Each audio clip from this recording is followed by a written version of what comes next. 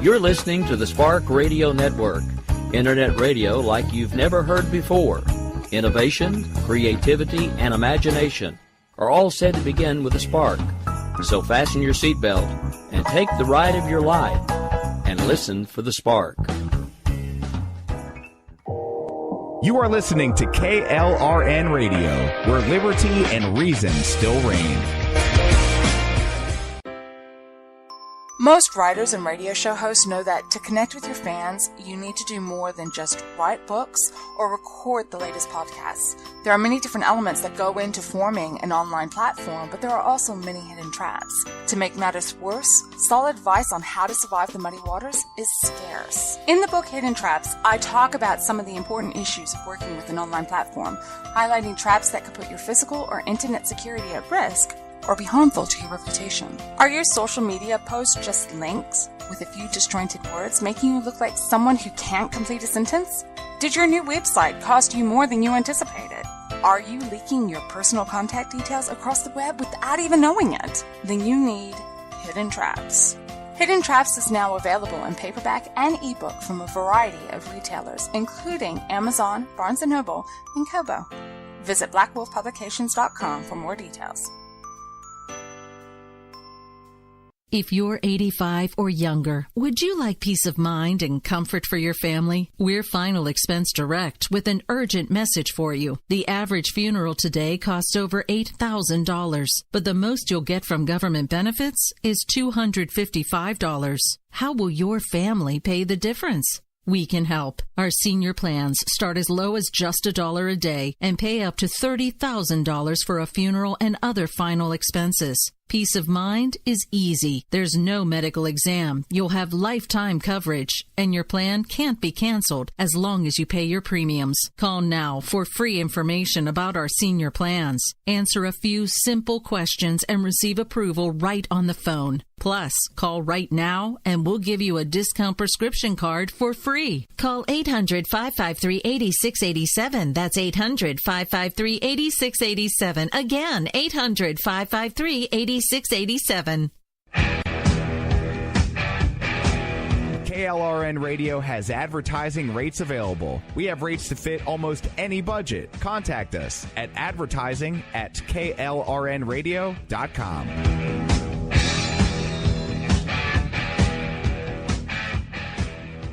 Attention business owners and independent contractors. This is a money-saving message from Tax Mediation Services. If your business owes $20,000 or more in taxes, we can help you today, right now. Listen, dealing with the IRS is no picnic. It's an intimidating and extremely stressful process, and you don't want to go it alone. Our attorneys know every law, every tax break, and every possible opportunity to help you resolve and reduce your tax debt. And if you owe more than $20,000, you may be at the top of their hit list. So don't take your tax debt lightly, because it will not go away on its own. The IRS can seize your bank accounts, your home, and even shut down your business. Call our tax experts today at 1-800-783-0810 and let us deal with the IRS while you focus on your business. That's 1-800-783-0810. Again, that's 800-783-0810. My son was in the Army back during Desert Storm, but even then he wanted an MBA. He looked at a dozen schools, but only one offered the online education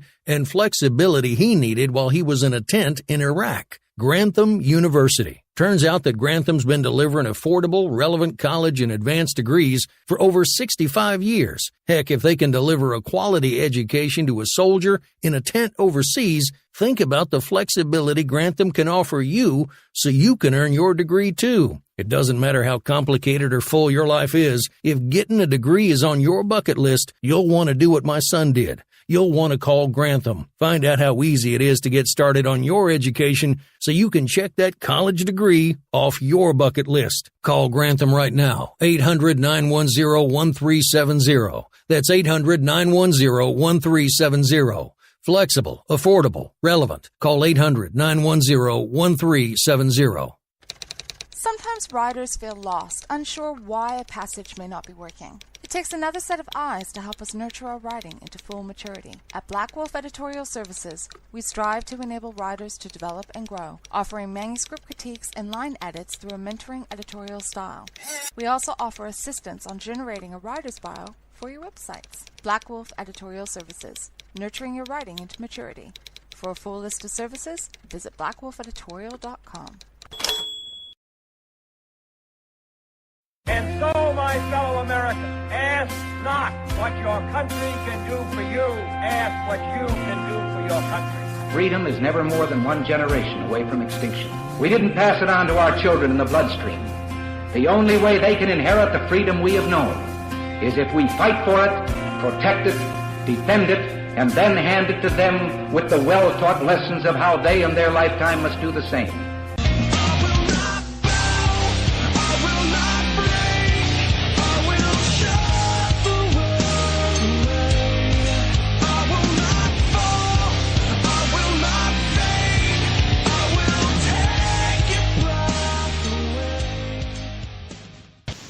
Well, good evening, folks. This is Rick Robinson. I'm one half of the crew of the Jen and Rick Show. We are live right now on KLRNradio.com, where liberty and reason still reign. Want to give you guys a quick programming note. There will not be a live America Off the Rails tonight. I am so sorry. I had a flat tire today. Actually, I was like praying and speaking in tongues on my way to work. Just please hold till I can get there, because today's a critical day and I don't want to lose my job. So then I had to have my wife meet me, and then we spent an hour getting a tire, and then by the time we fought traffic and got home, I've been home for like an hour. I had just enough time to cobble together a couple articles for this particular program and not really much time to do research for the other one.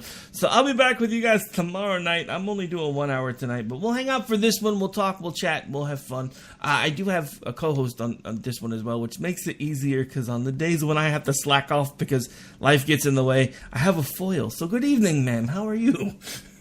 I'm doing okay. Sorry about your crazy day. Yeah, it was a fun ride to work. So I get in the car this morning. I'm like, I just put air in that tire yesterday. Why is it already down to 26 pounds? It's had a slow leak, so I was like, no big deal. It only lost 4 pounds. There's been some weather fluctuations, some things going on with the barometric pressure. Maybe it messed with the tire. So then I get on the highway, right? And I'm like still 30 miles away from work at this point, and all of a sudden the low tire pressure gauge comes on my dash, and I flip over real quick and I look at the meters, and it's like, you now have 25 pounds of air. I'm like, you've lost a pound in the last 5 minutes. 5 minutes later, looking again, 24. 5 minutes later. And then at this point, I'm on the highway, bumper to bumper traffic. Of course, it's Tuesday, so I'm thinking, I left earlier than usual too. So I'm all like, dude, today's going to be great. I left the house early. I'm not going to have to worry about as much traffic because, it's not Monday, and usually Tuesday traffic's not terrible. And it was worse.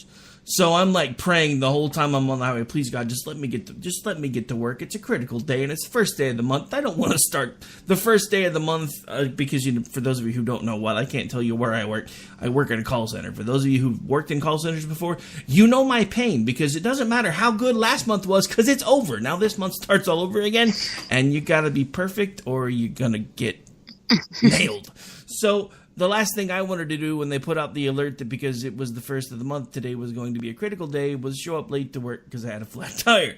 So luckily that did not happen, but then I had to make my wife unhappy because I'm like, I need you to bring me a can of Fix-A-Flat because I'm going to have a flat tire when I get out of here, and I'm not going to sit around and wait for roadside, because there's like, if you bring me a can of Fix-A-Flat, there's like 20 million tire shops right around here. So then she decides she doesn't want to just bring me the Fix-A-Flat. She decides that she wants to hang out with me till we get it done, which is great because we don't get to spend that much time together lately. So then we went to dinner. So that's why I just got home about an hour ago. I sat down, I read through a few news stories, and went, oh, it's like 8:50. I better get into the studio area now. So yeah, that's the slightly long-winded version of why there's only going to be one show tonight, because I have no idea what I would talk about by myself for an hour unless we rehash the stuff we're about to talk about here. And I get complaints from you guys that listen to both when I do the same topics back to back, which I have done before. You guys don't seem to like that, so instead we're just going to be like, yeah, I'll be back tomorrow. So anyway, enough about me, and we've already said hi to Jen. So how was your day? You had to have had a better day than me, I hope. Yeah, my day was pretty quiet. I just had to take care of the little human and make sure that he and the dog stayed alive. The little human. Something The tells little me human. Something tells me you don't always call him a little human. Otherwise, you wouldn't have said little human. Just kidding. Yeah, well, he's quite often a little rascal, so whatever. No, that works. As all 4-year-old boys are and should be. I keep forgetting how young he is. It's funny because I'll see videos every once in a while that your husband posts on Twitter, like his jam session with the drums. That kid's got skills, yo.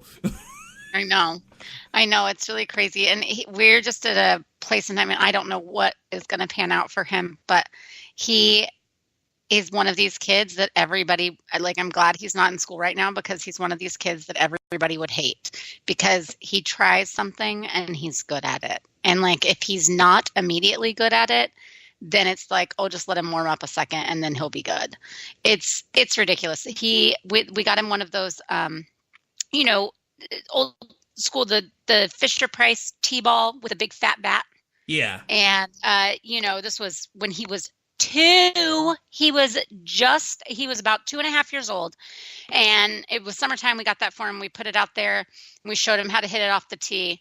He hit it off the tee first try. And not even like some little like push the ball off thing, like an actual swing. Hit it off first time. And then he picked up the tee, threw it to the side and threw the ball to my dad and said, throw it. So then my dad lobbed the ball to him and he hit it straight out of the air first try. We were like, oh my gosh. So now we have him doing right and left because we have some good friends that are baseball hitting coaches. And they're like, make him learn to bat left too. Bat right and left. That way, like when he gets to Little League, he could just do whatever. But it's just always stuff like that. He was swimming at 18 months. He's like full on swimming the length of the pool now with maybe taking one breath. And he's 4.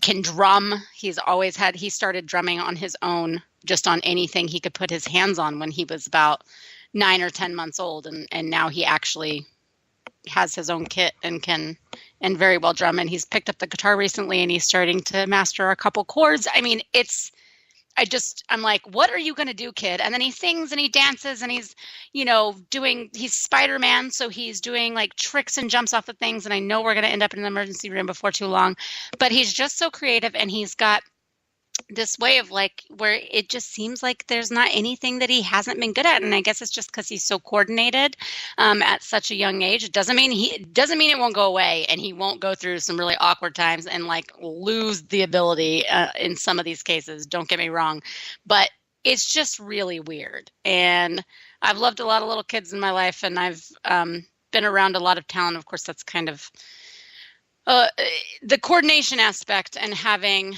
musical and any kind of coordinated physical talent is kind of par for the course in my family. So I'm not terribly surprised, but it just seems like he has so much of it all in one and it's really crazy. And I hope that doesn't mean that he's going to be great at everything and a huge jerk.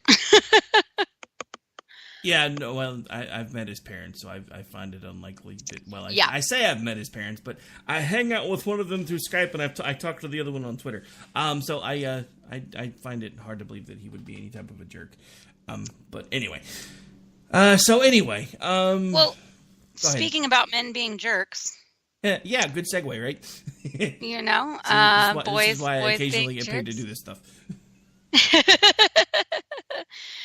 So, so there's a program that has everybody, or it's not even really a program, it's this kind of little campaign thing going on that has everybody really, especially on the right, it's just pushed all the right buttons to make everyone really annoyed with and flabbergasted by the University of Texas. So why don't you tell me what your reaction was? Well, you saw my reaction when I read the thing on Facebook, and I'm like, what the hell is going on with Texas, Jen? I mean, like, there's this whole thing that, I mean, at least the article makes it seem like there's this whole thing in University of Texas, of all places, with this, toxic masculinity is bad, yada, yada, blah, blah, blah. And I'm like, what the hell is going on with Texas? This is Texas.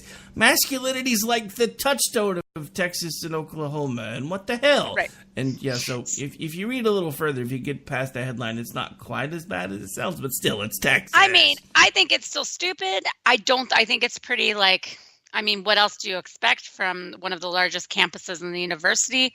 I mean, in the country, one of the largest universities in the country, and that's also, very liberal. Which, I mean, it's really hard to find a college that isn't these days. Even a lot of the private and religious universities are way more liberal than you would think, and kids are getting. I mean, it's academia, but.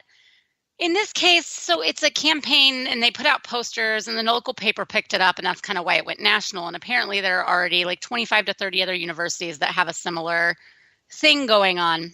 And the way that it's worded, though, initially in the headlines, all the headlines you see is like University of Texas in Masculine UT campaign are targeting masculinity as a mental health issue.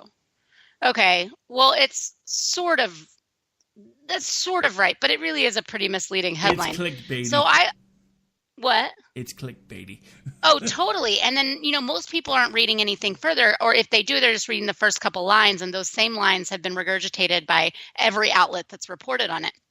And so this is one of those things where, and obviously I'm an alum, and so I click on it and I really want to look. And so I ended up reading 4 or 5 different things from right-wing media and from media at UT, from a press release from UT, and from local media in Central Texas that were reporting on it, and not just the stuff that was getting grabbed for headlines and for the short little blurbs so that everyone could outrage over it.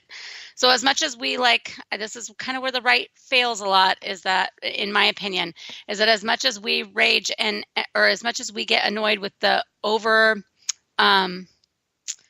the kind of the outrage over things, the over exaggerated way in which liberals respond to very simple things, or things that should just be stupid or jokes, or otherwise just should not be such cause for such coverage and such very anger and all this anger and concern. Well, that's kind of what we're doing in this situation, I feel like, because I agree with you. My immediate instinct when I first saw some of this was like, oh my gosh, give me a freaking break. This is so stupid, blah, blah. And then I read into it a little bit more, and I've read some of the literature. I actually received some emails about it through my alumni organization and through my school of government that I graduated from. And it's just a lot. I mean, you can say that parts of it are still pretty silly, but that's going to come with the territory of a place like this. But at the same time, it's all it really is counseling for men, and it's promoting counseling for men, saying that they see, and really where this kind of came from was because over 76% of the students that seek mental health services in any capacity throughout their 4 years in college, 76% women. So there's a lot of men out there that could be struggling with issues that they just don't. There's just still kind of that stigma, and they don't go talk to the counselors. They don't go they don't go to the health clinic and seek out that kind of thing. Men don't talk at all, much less talk to counselors. I mean, But you can understand why, from a psychological, from a counselor's point of view, now they're trying to reach more young men, particularly since they have a higher suicide rate. So they're getting less help and having a higher suicide rate. So if you look at it from the medical perspective and from the, kind of psychiatry, the psychological perspective of it, the aim of this campaign has a lot more to do with reaching out to young men and having them be able to come to them about different things. Now, the masculinity thing comes up because they called it Masculine UT to promote it. And there are some aspects of it that, they are saying they will address now if need to be addressed. Like if someone thinks that they need help because they're overly aggressive or whatever. So they're labeling this under the masculinity thing versus just, I have a temper problem, like lots of human beings do. And then it's also to help with, there's been an increase across campus in sexual assaults of men. and physical assaults of men. And so some of it's to address that too, that like it's just getting aware that there are resources for people and that these are people that will listen and believe you. And it doesn't have to do with police or anything like that. It's just, people trying to deal with men trying to deal with situations that we kind of generally think of as women problems and not necessarily men problems. So, you can still say it's kind of pansy and it's still like, oh, whatever, blah, blah, blah. But a whole big chunk of it, when you actually read into what this part of this campaign and this program is about, is just about reaching out to, reaching out to young men that may be struggling with any variety of issues. And it all got thrown under that clickbait-worthy headline of masculinity is a mental health problem, which was not really what was said at all. So anyways, but it's one of these things where we all go, and everybody freaks out. I mean, there are articles on Red State. There are articles on, Rush Limbaugh, like ranted about it today. I know, Lush Limbaugh. He was a lush for a long time, wasn't he? Pill popper, not really a lush. Sorry. Close. Well, he was flush with pills, but anyways, but that talk radio went off about it. It's on Louder with Crowder. It's on, so it just made the rounds of all the right-wing media halls, and all of them didn't hardly dive into anything deeper. I read all of the articles. None of them dove in. None of them quoted the actual policy that was posted about the campaign, or about the statement that was posted about the campaign from the University of Texas Health Center. None of them read what the initial report was from the Daily Texan, which is the college newspaper, the award-winning college newspaper at the University of Texas, and how they did like a 3-part series on it, and what all would kind of, what the goals of this was. And then and they all just kind of they repeated the first few lines, and then they all just went off about how this is the problem with liberal America, and the dumbing down or the feminization of America is because we're teaching, and which they're not wrong in that. I do think that there is a lot of that going on, and this could be part of it.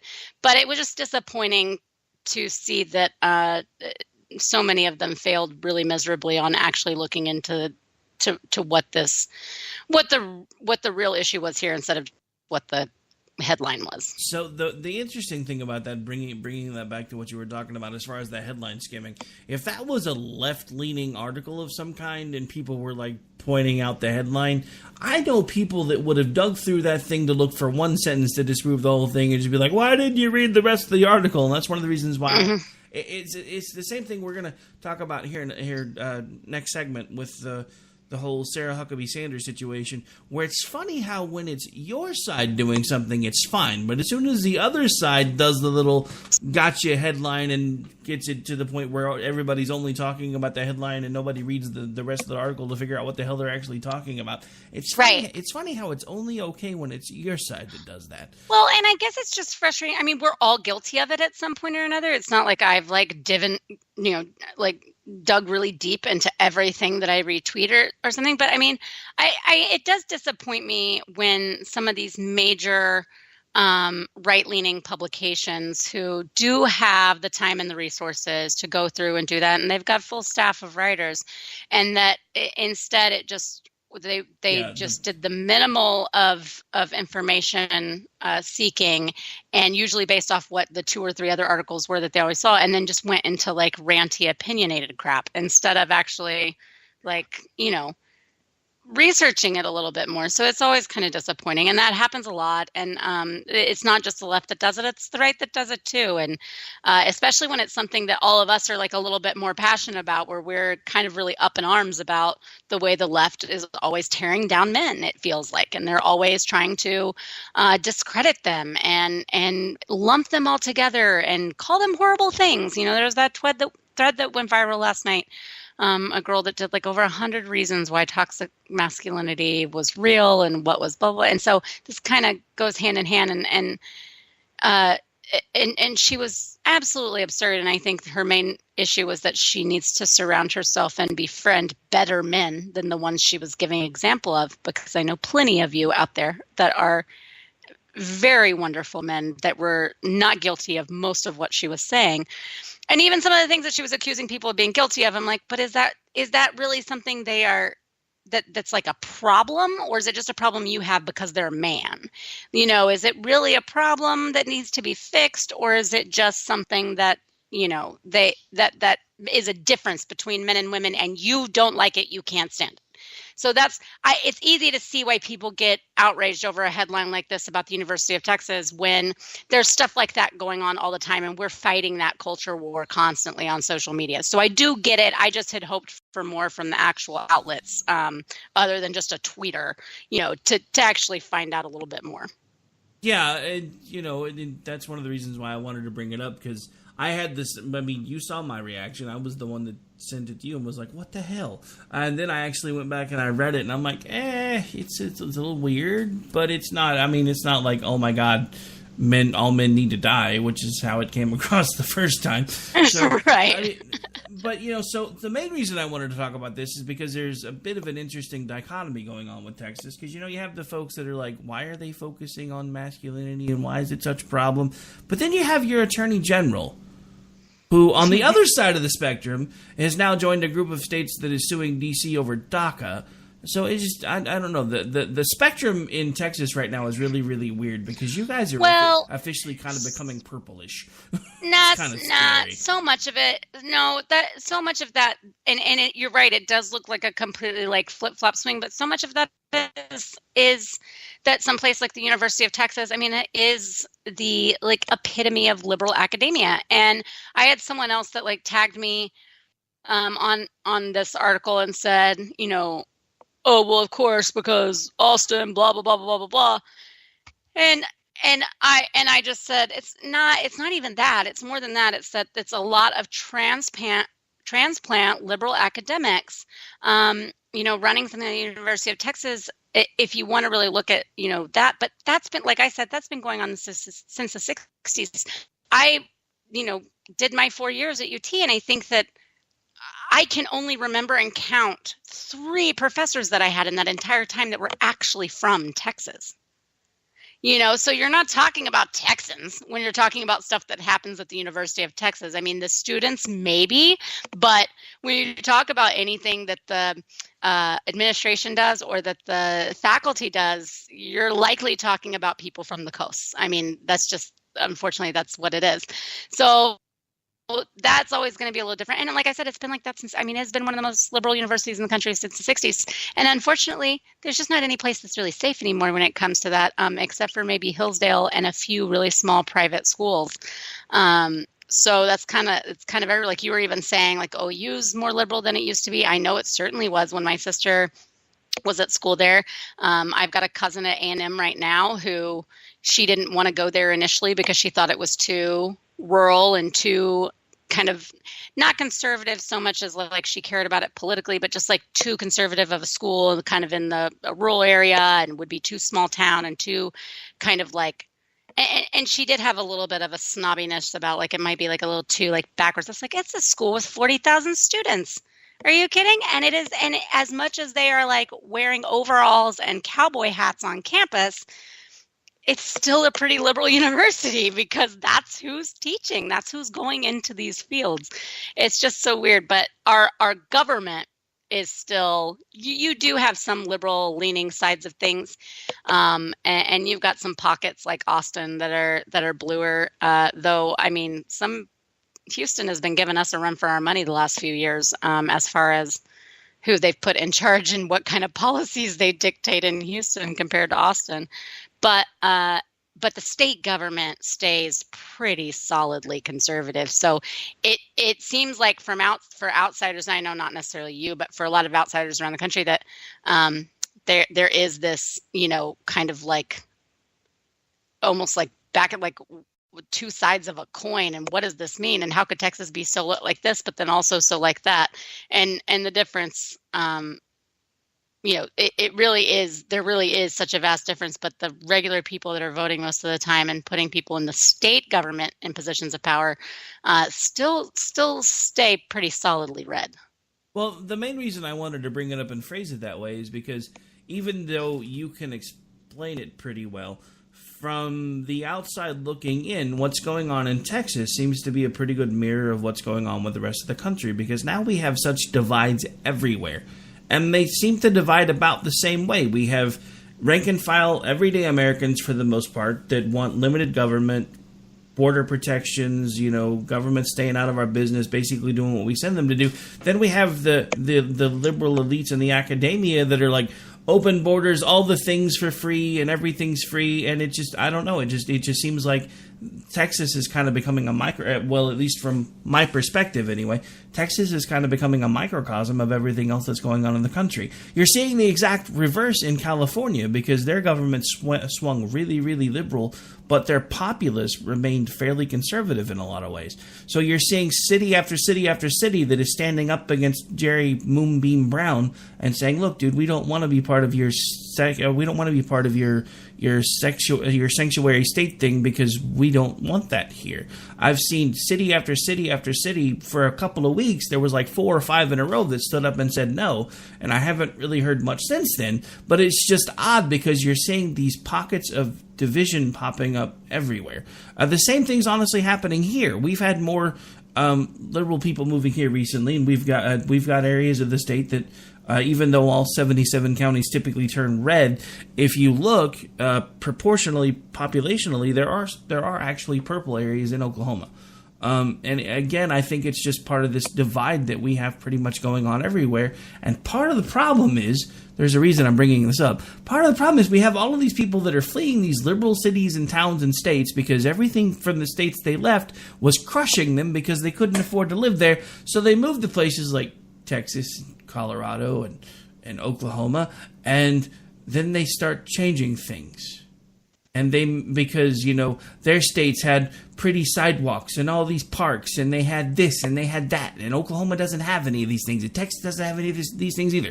Well, that's great. You had all those things there, but you were being taxed to death. So you got to make a decision. Do you want all the things, or do you want freedom?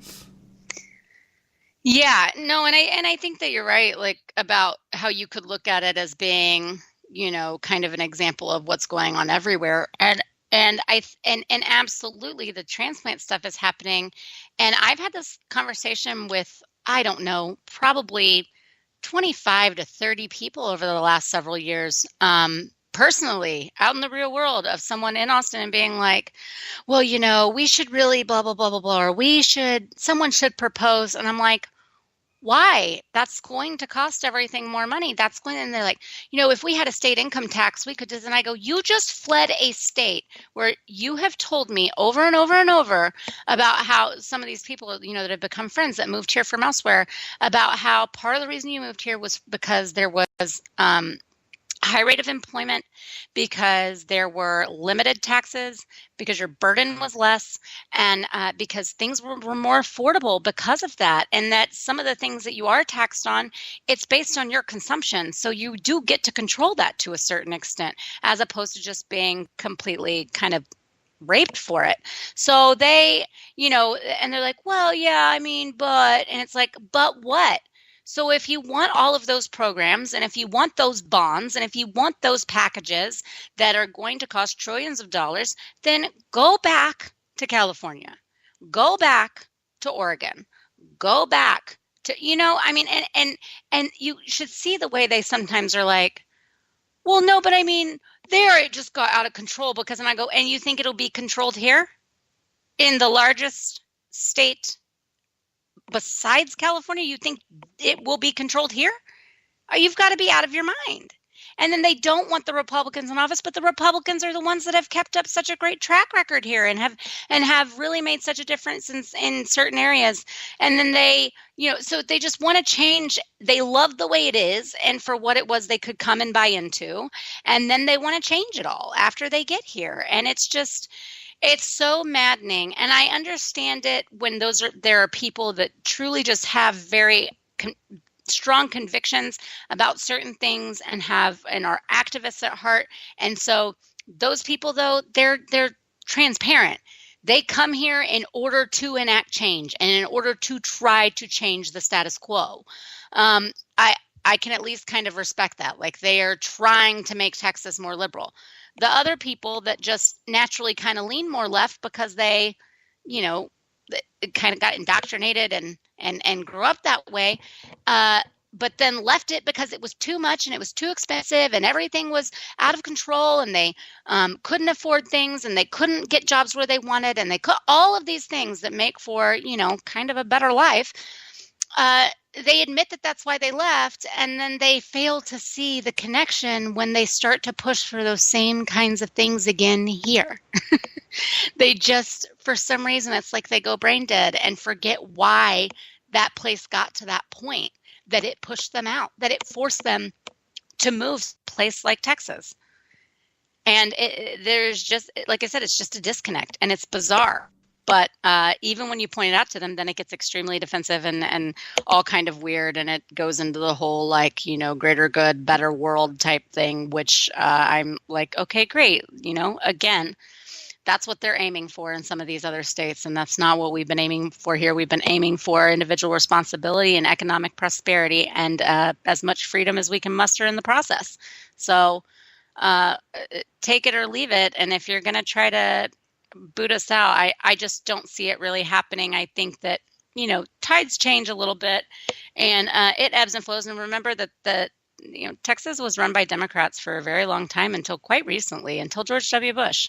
So I'm not even so much worried about Democrats holding statewide office so much. When it comes down to it, we watched what happened to Wendy Davis, one of the most popular Democrats, especially among women, and Texas is like 53% women, that, was so popular, had made all this money, had such a campaign. And I mean, she failed miserably in challenging Greg Abbott. Miserably. Yeah. And that wasn't very long ago. So, I just kind of have a hard, this is just going to be one of those things where I'm like, I'll believe it when I see it. You might see some local changes. You might see some liberal policies put into effect, in the smaller communities or the various municipalities. But as far as like the whole state completely turning, I just think it's going to be a longer process than either A, the Democrats hope, and B, the Republicans kind of get scared about. Have you ever seen the old 80s Reese's Peanut Butter Cup commercials? The ones where they were like, "You got your chocolate and my peanut butter." No. Well, so there was these commercials in the 80s where basically it was, and they were talking about Reese's Peanut Butter Cups, and it was people that were like eating peanut butter by themselves or chocolate by themselves, and at one point or another, somehow, some way, they bumped into each other and suddenly the chocolate became dipped in the peanut butter. This conversation seems like it could be a parody of that type of thing. You got your California in my Texas. No, you got your Texas in my California. Because it just seems like this weird thing where they're wanting to try to blend it and they think it's going to come out differently. Speaking of which, we're about to take a break. We have spent way too much time talking about Texas, so I have to do this before my head explodes.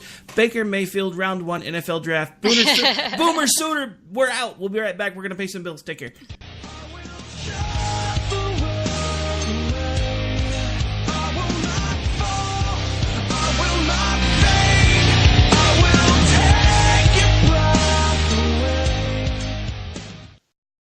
My son was in the Army back during Desert Storm, but even then he wanted an MBA. He looked at a dozen schools, but only one offered the online education and flexibility he needed while he was in a tent in Iraq. Grantham University. Turns out that Grantham's been delivering affordable, relevant college and advanced degrees for over 65 years. Heck, if they can deliver a quality education to a soldier in a tent overseas, think about the flexibility Grantham can offer you so you can earn your degree too. It doesn't matter how complicated or full your life is. If getting a degree is on your bucket list, you'll want to do what my son did. you'll want to call Grantham. Find out how easy it is to get started on your education so you can check that college degree off your bucket list. Call Grantham right now, 800-910-1370. That's 800-910-1370. Flexible, affordable, relevant. Call 800-910-1370. Tired of paying outrageous prices for Viagra? Well, we have great news for you. Now you can finally get Viagra at huge discounts. Healthy Man allows you to save up to $500 on Viagra. Why pay U.S. pharmacy prices of $15 per pill or more when you can get Viagra for less than $3 a pill? Call today and get 40 Viagra pills for only $99. This can cost as much as $600 at your local pharmacy. You can't afford not to call us. If you want Viagra at the lowest prices, never pay $15 a pill pharmacy prices again. Get Viagra for less than $3 a pill. Call 1-800-516-7602 today and save up to $500 and get 40 pills for just $99. Healthy Man is fast, easy, and affordable. Operators are waiting at 1-800-516-7602 to take your call right now. Call 1-800-516-7602. That's 1-800-516-7602. Again, 1-800-516-7602.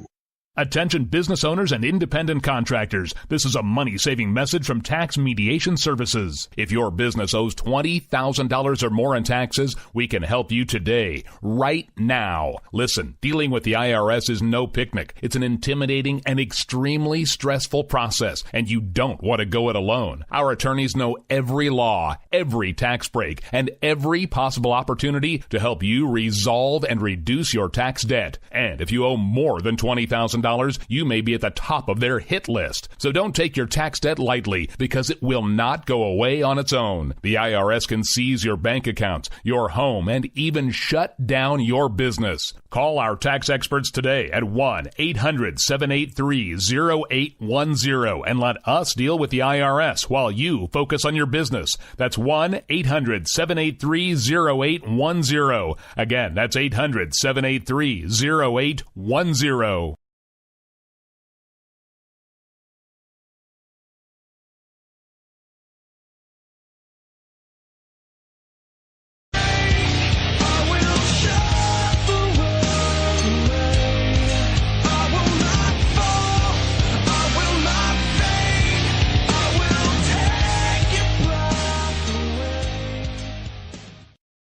All right, folks, welcome back. All right, so before I break out into hives, because we keep talking about Texas, let's change topics. No, I'm just playing.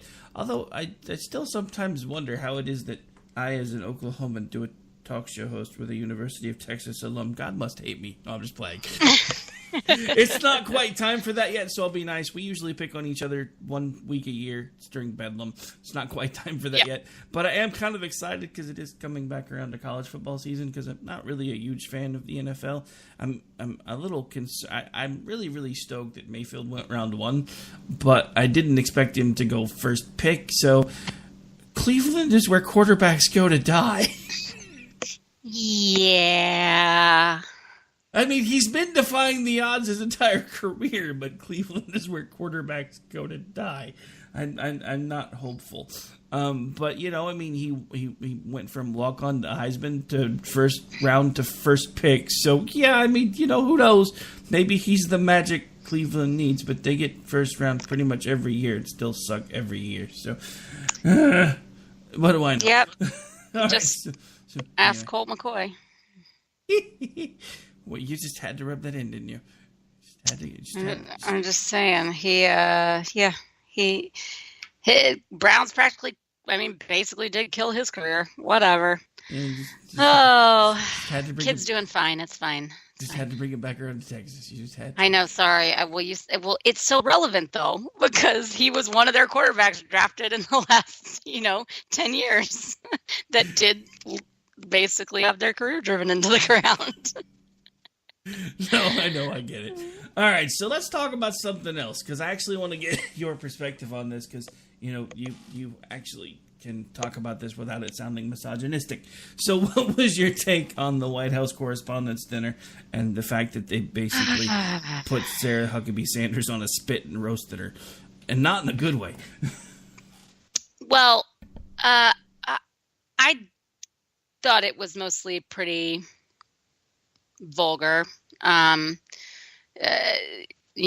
way that she treated Sarah, and then the absolutely horrid jokes about abortion and all sorts of other things like that. I just thought it was a really poor choice. And this was not the people that are acting surprised by it. I'm sorry, I don't buy it. I'm talking about from the left, because there was a lot of criticism coming from the left, from some people in the comedy community in Hollywood, various writers for some shows, and then journalists that were like, yeah, I'm not so sure about this. It wasn't exactly funny. It was more of just mean. And that's fine when it's supposed to be a roast. And this is supposed to be like it's supposed to be a little bit of both, like kind of a roast, but not so much to where you like attack one person for 10 minutes straight, especially one that's not the president. But I thought that I just don't buy that they were surprised that this is the direction that she went.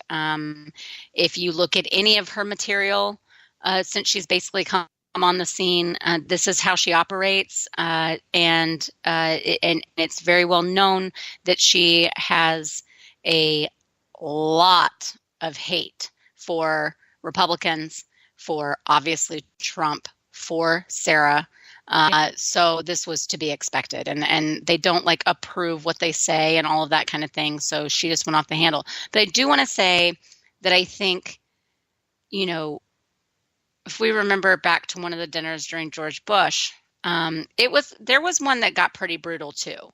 That I think it was Stephen Colbert even that did it. That really kind of, I thought, went too far with Bush. And then we have 8 years of Obama, where there's a few little jabs here or there, but everything's mostly lighthearted. And guess who they were still targeting? Republicans. So as long as this goes on, I mean, it's just always going to be a joke fest or a laugh fest at the expense of Republicans, or a very pointed and purposeful roast of certain people and of Republicans. And that's what it was. And I am glad that there are people on all sides that are standing up saying that it was a bridge too far. But I'm also kind of like, this is what y'all have made it. This is what y'all have encouraged. This is where the culture of comedians and Hollywood in general, y'all have just egged this kind of thing on. Y'all have given each other awards over it. Y'all have clapped and stood up and given these standing ovations and just rousing applause to any kind of statement made that calls out a Republican or calls out this administration. So, I mean, big surprise when you give her a turn to actually like make jokes about it and not just speak out about it. I mean, it just kind of was what I thought it would be. I thought it was, I think she owes Sarah Huckabee an apology. She's in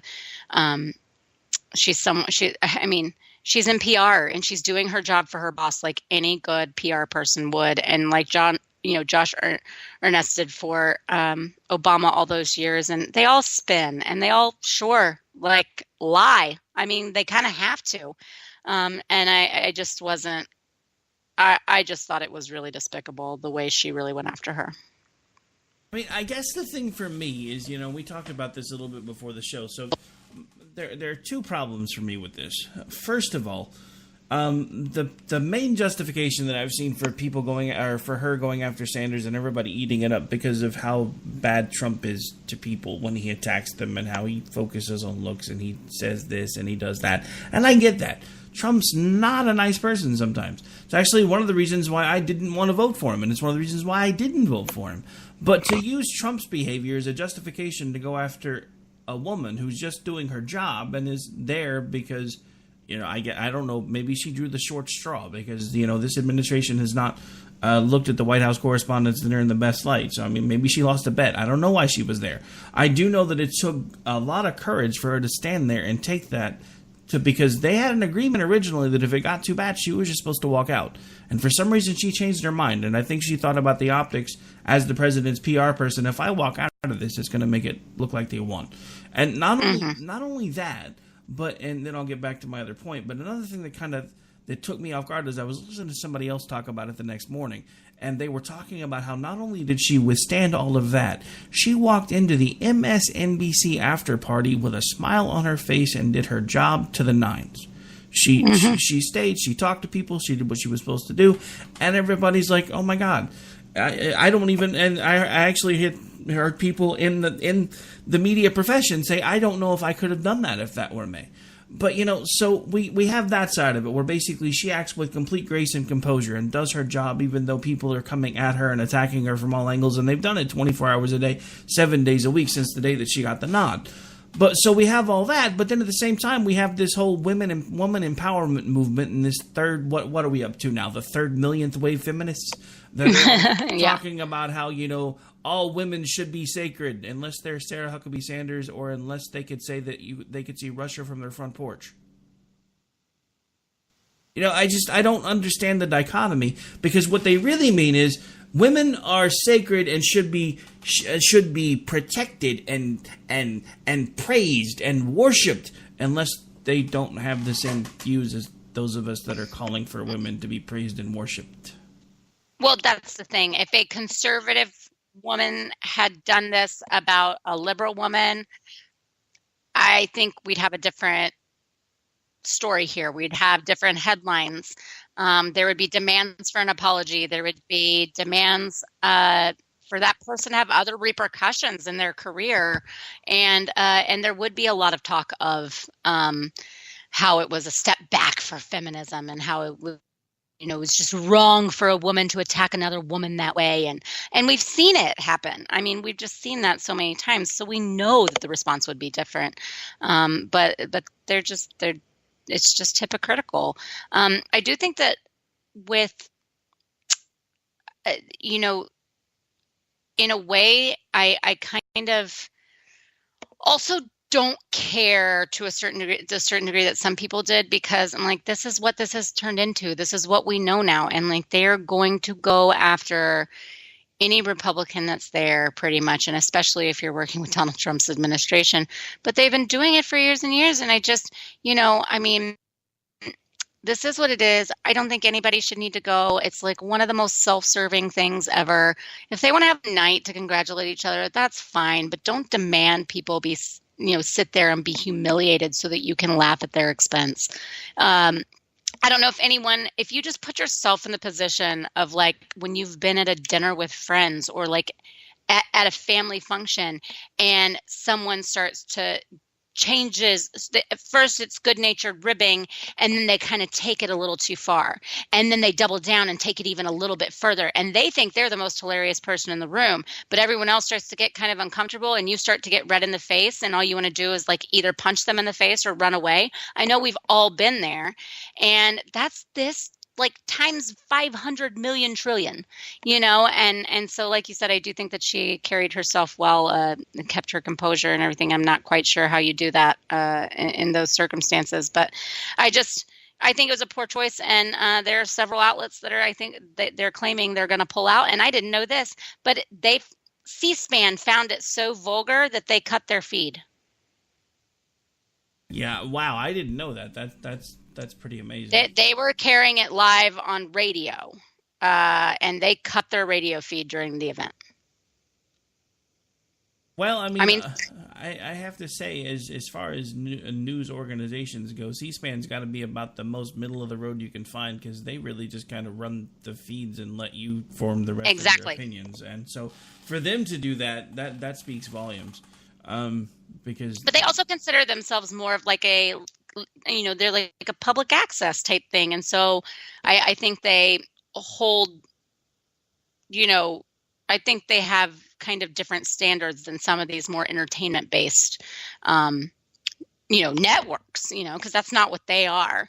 And it is supposed to be educational and informative and give, and transparent. And I think it was just, when you're joking about really knocking that baby good, make sure you really get that abortion done. It's, it's just distasteful. And I think it's just like a little too much from what they wanted to cover. But The Hill is saying that they will drop out. I have found this now on the Daily Caller, Red State, Breitbart, I think is who first reported it. But Oliver Darcy is reporting it. It is saying, and Oliver Darcy, for anyone who doesn't know, is a reporter at CNN. So this is also coming from him, so we can trust that this is legit. It says the Hill drops out of future White House correspondents' dinners. In short, there's simply no reason for us to participate in something that casts our profession in a poor light. Major changes are needed to the annual event. And then the chairman of the Hill wrote a letter to executive director of the White House Correspondents Association explaining why. And he says, we work to ensure a strong free press and robust coverage of the presidency, but the kind of jokes told at where does it say? The kind of jokes told at this year's by this year's headliner Michelle Wolf were out of line for an event that's supposed to be fun and fair. Based on what Americans witnessed on national television on Saturday night's dinner, a once fine evening celebrating the strong free press the WHCA speaks of has turned into an angry display and ad hominem attacks. So those are pretty strong words there. Yeah, that's pretty amazing. So sorry, I got kind of distracted because I just noticed some things that I haven't really paid that much attention to Twitter because I've just gotten home. So there's a couple of different hashtags that are trending right now. I thought we could talk about those in the last couple minutes on the way out. So when I checked a minute ago, the hashtag mute Conway was trending, but I guess now it's just become Kanye. I guess he apparently, according to some liberal folks, he stepped in it on TMZ today. Reading a little bit about it, though, I think they may have misconstrued what he said. The thing that's actually gotten so big now that it's become a Twitter moment was when you hear about slavery for 400 years. For 400 years, that sounds like a choice. So now everybody's like, oh my God, Kanye said slavery was a choice. Did you miss the part when he says when you hear about slavery for 400 years? So what he's talking about is for those of us that are in America to still be talking about slavery hundreds of years later when there's actual real slavery going on on the planet right now seems like a choice. I don't know. I mean, I usually don't talk much about when entertainer types get involved in political stuff, but I kind of thought that one felt like it needed to be brought up because everybody's getting it all twisted.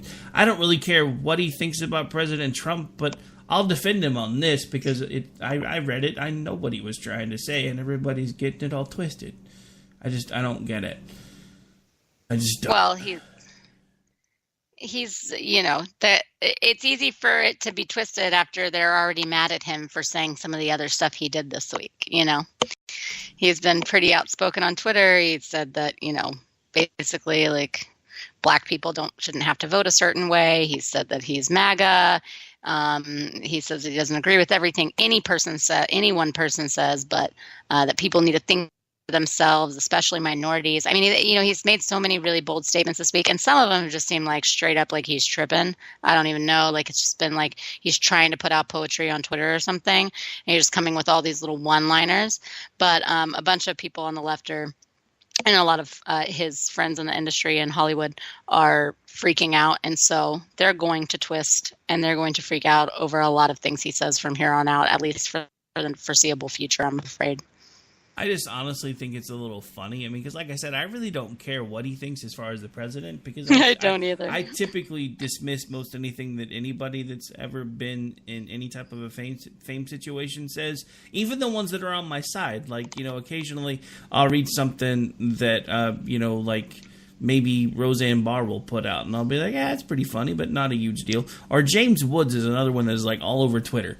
And I like some of the things that he says, but I really don't, I don't give them much credence because, again, you're in there, I do his a little bit more, really, because he's not really actively trying to be an entertainer anymore. I don't even realize. Well, not only that, but he has stayed consistently active in politics for a very long time now. He's not just flashing in the pan with this stuff, He's up on every topic of the day pretty much. But I was going to say I've had to work with Kanye, and I've had to work with his team, and I've had him. I'll just say this: I'll believe half the crap he's saying when I actually see it in action, because based on everything he's is not the kind of person that everything that he said and some of the really beautiful sentiments he tweeted out this week is not what a person, the person that I met is not how he acts. And, he was already doing this before that too. He's had years and years of doing things where he kind of goes on these really like philosophical, poetic, like, things, and everybody kind of oohs and ahs and thinks that he's like, oh, well, maybe he really is pretty smart, and maybe he really is, like thinking of this and is spiritual and is not as egotistical as we thought because he's talking about this and this and that, and then he goes right back to being narcissistic Kanye. So, and the man that I had to deal with was an absolute ass and completely egocentric. So, and that's fine. And he is talented and he's made his money. And I hope he takes care of his family and is good to his wife and all of those kinds of things. But I'm just not going to lose my mind over him saying a few things that happen to agree with some of my political ideology. It's just not going to happen. Yeah, I mean, I'm pretty much the same way. I will admit, though, it has been really, really fun watching liberals' heads explode over it. Certainly. If that makes me small-minded and petty, I'll take it. All right, so believe it or not, we are officially out of time. Why don't you remind folks where it is that they can hang out with you when you're not on the air hanging out with me? Yep. I am at J Homestead on Twitter, JR Homestead on Facebook, and you can come check us out on misfitspolitics.com. We actually had a couple pieces last week that pretty extensively covered the Alfie Evans case, and so now that he has passed, and I know it seems like some people are kind of done talking about it because now he's gone. I'm not sure I'll ever be done talking about him in cases like his, like Charlie Gard's. And so Patriot Musket and myself both wrote pieces about Alfie. And if you would like to, now that the emotion has kind of settled a bit, go read those. I encourage you to, because we need to never forget. Yeah, it's interesting that you bring that up on the way out, because one of the things that Friday night I wound up doing a special episode of Off the Rails because Dan had a family obligation. So during my show prep, one of the things that I found, and this was before Alfie was reported to have passed, was because I heard everybody talking about how things like this would never happen in America. There's just no way. What people don't realize is, at least in one case that I've been able to find, thanks to our friend Stacy Lennox, it has already happened. It happened in Tennessee in 2017. It's not an exact situation, but it was a situation where a child that was placed in state custody, the judge that was overseeing that child actually ordered that their life support be stopped. So it's not an exact parallel, but it's scary enough that it's really close. It is scary. I did end up reading like a whole lot more about that case, and there is so much more involved there, including some really erratic behavior on the side of the guardians. But still, it's something that we should be aware of. Absolutely.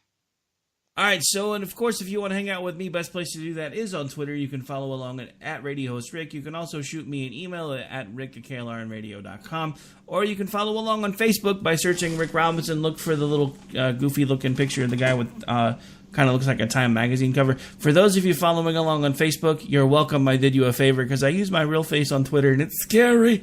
All right, so anyway, we are out for the night, folks. Again, because one, we ran a little bit long, and two, it's been a really long day. There will not be an Off the Rails tonight, but I'll be back with you guys tomorrow night. So take care. God bless. Remember, tomorrow's hump day, so we're almost getting to the point where we're through the week. And I'll see you guys tomorrow. Take care. See you when we see you.